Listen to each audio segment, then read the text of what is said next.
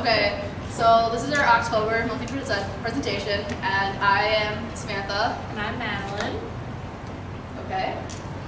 So our mission statement is still to find an alternative solution to the idea of preserving groundwater that's caused by fracking through the leakage of hydraulic fluids that get in there, contaminate, and cause health risks and environmental risks.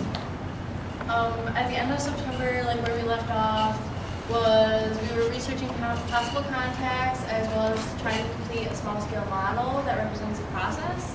And before Christmas, that our kind of longer-term goal would be to complete that model that represents fracking as accurately as possible. Okay. The month of October was probably the biggest leap we've had in this research. We made a connection to a gentleman in Texas, and we have communicated him, we talked over the phone, emailing, and he's sending us just a ton of great information and possible equipment too to actually use in our model. So pretty cool stuff.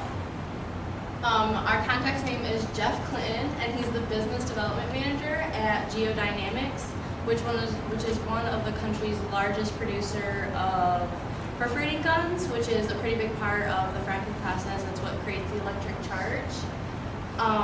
And he's also sending us a small-scale perforating gun to use in a model, which is pretty great. And to kind of clarify, the perforating gun itself, it's the one that actually causes the cracks in the pipe to allow the gas and everything to flow into it. So that's a pretty huge part of what is needed.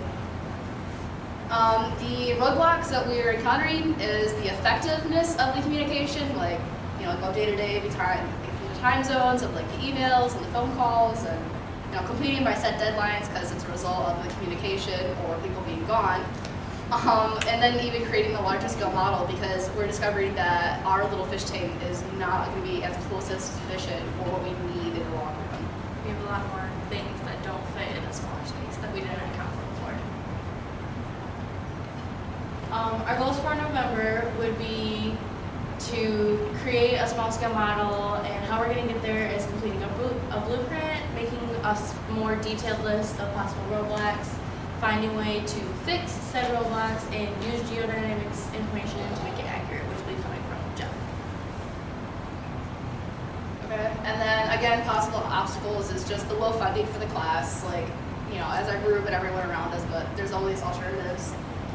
Late papers and information by mail and communication, and then just creating our model is going to be a huge one, especially for this deadline.